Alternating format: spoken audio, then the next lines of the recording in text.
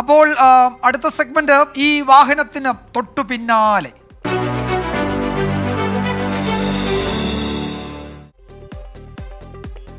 നേരത്തെ ആദ്യം വിജയകുമാർ സൂചിപ്പിച്ച കാര്യം തന്നെയാണ്. BJP-യുടെ ഈ 4 മണ്ഡലങ്ങളിലെ സ്ഥാനാർത്ഥികളുടെ കാര്യത്തിൽ സസ്പെൻസ് ആണ്. സർപ്രൈസ് വരാനിരിക്കുന്നു എന്ന് 3 ആഴ്ചയായി മറുപടി പറഞ്ഞുകൊണ്ടിരിക്കുകയാണ് BJP അണികൾ തന്നെ. കൊല്ലം, എറണാകുളം, ആലത്തൂർ, വയനാട് മണ്ഡലങ്ങളിലെ സ്ഥാനാർത്ഥികളുടെ പ്രഖ്യാപനം എന്നുണ്ടാകുമെന്ന് ചോദിച്ചാൽ നേതാക്കൾ തന്നെ പറയുന്ന മറുപടി കേൾക്കാം. BJP-യുടെ സംസ്ഥാന ആസ്ഥാനമായ KG മാരാർ ഭവനിലാണ് NDAയുടെ സംസ്ഥാന തെരഞ്ഞെടുപ്പ് കമ്മിറ്റി ഓഫീസ് പ്രവർത്തിക്കുന്നത്.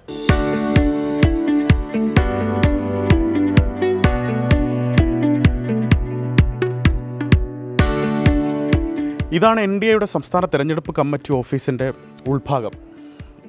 അത്യാവശ്യം നരേന്ദ്രമോദി സർക്കാർ ചെയ്ത പദ്ധതികളുടെ ഒരു പ്രദർശനം തന്നെ ഇവിടെ ഒരുക്കിയിട്ടുണ്ടെന്നുള്ളതാണ് പ്രധാനപ്പെട്ട കാര്യം.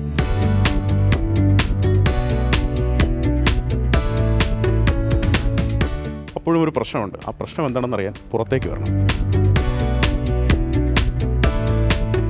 കേരളത്തിലെ 20 ലോക്സഭാ മണ്ഡലങ്ങളിലെ സ്ഥാനാർത്ഥികളെയും പരിചയപ്പെടുത്തുന്ന വലിയൊരു ബോർഡുണ്ട് ഇവിടെ. ആ ബോർഡിൽ പക്ഷേ 4 പേരുടെ അല്ലെങ്കിൽ 4 കോളം ഒഴിച്ചിട്ടിട്ടുണ്ട്.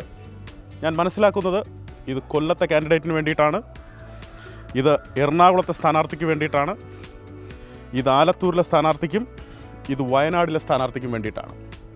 BJP-യുടെ 2ാം ഘട്ട സ്ഥാനാർത്ഥി പട്ടിക അങ്ങനെ പ്രഖ്യാപനമില്ലാതെ നീളുന്നു. മാർച്ച് മാസം 2-ാം തീയതി 195 മണ്ഡലങ്ങളിലെ BJP-യുടെ സ്ഥാനാർത്ഥികളെ ഡൽഹിയിൽ പ്രഖ്യാപിച്ചതാണ്. തിരുവനന്തപുരവും തൃശ്ശൂരും പാലക്കാടും ഉൾപ്പെടെ കേരളത്തിലെ 12 മണ്ഡലങ്ങളിൽ അന്നു സ്ഥാനാർത്ഥികളായി. പിന്നാലെ BDJS 4 മണ്ഡലങ്ങളിലെ സ്ഥാനാർത്ഥികളെ 2 ഘട്ടമായി പ്രഖ്യാപിച്ചു. 12ഉം 4ഉം 16. പിന്നെ ബാക്കി കൊല്ലം, എറണാകുളം, ആലത്തൂർ, വയനാട് 4ഉം BJP-യുടെ സീറ്റുകൾ. രാഹുൽ ഗാന്ധിക്കെതിരെ വയനാട്ടിൽ കരുത്തനെ ഇറക്കുമെന്ന് പറഞ്ഞ BJP ആ പേര് ഫ്രീസറിൽ സൂക്ഷിക്കുകയാണ്. സ്ഥാനാർത്ഥി പ്രഖ്യാപനം എന്നുണ്ടാകുമെന്ന് ചോദിച്ചാൽ ഒരു വേവലാതിയും വേണ്ട, നാളെ വൈകുന്നേരത്തിന് മുമ്പ് പ്രഖ്യാപിക്കും. സോറി, അത് മെനിഞ്ഞാന്ന് പറഞ്ഞതാണ്. ഇന്ന് പുതിയ ബൈറ്റ് വന്നിട്ടുണ്ട്. എത്രമാത്രം NDAക്ക് കേരളത്തിൽ ആത്മവിശ്വാസം ഉണ്ട് എന്നുള്ളത് പുതിയ പട്ടിക വരുമ്പോൾ നിങ്ങൾക്ക് ബോധ്യമാവും. അത് പ്രതീക്ഷിച്ചാണ് ഞങ്ങൾ ഇരിക്കുന്നത്. ഇന്നുണ്ടാവുമെന്നാണ് പ്രതീക്ഷിച്ചത്. സ്ഥാനാർത്ഥിയുടെ പേരൊഴികെയുള്ള പ്രചാരണം 4 മണ്ഡലങ്ങളിലും തകൃതിയായി മുന്നോട്ട് പോകുന്നുവെന്ന് BJP നേതൃത്വം അണികളെ സമാധാനിപ്പിക്കുന്നു. ഒരു സംശയമില്ല, ഞങ്ങൾ 6-7 മാസമായിട്ട് തുടർച്ചയായിട്ടുള്ള പടിപടിയായിട്ടുള്ള വർക്കുകളിലൂടെയാണ് BJP മുന്നോട്ട് പോയിക്കൊണ്ടിരിക്കുന്നത്. പ്രചരണ പരിപാടികളിലാണെങ്കിൽ ഞങ്ങൾക്ക് ബാക്കി എല്ലാ കാര്യങ്ങളും, ഇപ്പോൾ സ്ഥാനാർത്ഥി വന്നു കഴിഞ്ഞാൽ ചെയ്യേണ്ട എല്ലാ കാര്യങ്ങളും ഞങ്ങൾ റെഡിയിൽ ചെയ്തു വെച്ചിട്ടുണ്ട്. സ്ഥാനാർത്ഥി ഇല്ലാതെ എന്തു പ്രചാരണം എന്ന് ചോദിക്കരുത്.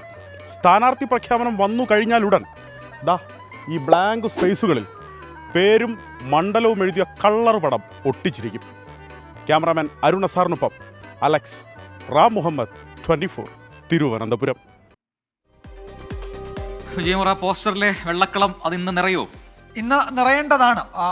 ഇന്നത്തെ യോഗം എന്നത് വളരെ പ്രധാനപ്പെട്ടതാണ്.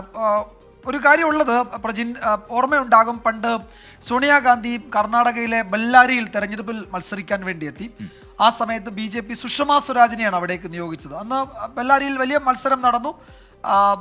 സോണിയാഗാന്ധി ജയിച്ചു, സുഷമ സ്വരാജ് തോറ്റു. പക്ഷേ അവിടെ സുഷമ സ്വരാജിനെ മത്സരിപ്പിക്കാനുള്ള തീരുമാനം BJP എടുത്തത് സോണിയാഗാന്ധി മത്സരിക്കുമ്പോൾ അവിടെ കടുത്ത പോരാട്ടം നടത്തുക എന്നാണ്. അന്ന് കേട്ടത് ഇന്ദിരാഗാന്ധി മരിച്ച വിവരം അറിയാത്ത വോട്ടർമാർ അന്ന് ബെല്ലാരിയിൽ ഉണ്ടായിരുന്നു. സോണിയാഗാന്ധിയോട് ഇന്ദിരാഗാന്ധിക്ക് ക്ഷേമമല്ലേ എന്ന് അവിടുത്തെ വോട്ടർമാരിൽ ചിലർ ചോദിച്ചു എന്ന് എവിടെയോ വായിച്ചത് ഓർക്കുന്നു ഈ സമയത്ത്. അപ്പോൾ ഇനി വയനാട്ടിലേക്ക് അങ്ങനെ ഏതെങ്കിലും ഒരു കടുത്ത പോരാട്ടം നടത്താൻ പറ്റുന്ന തരത്തിൽ ഏതെങ്കിലും സ്ഥാനാർത്ഥിക്ക് വേണ്ടി BJP കാത്തിരിക്കുകയാണോ?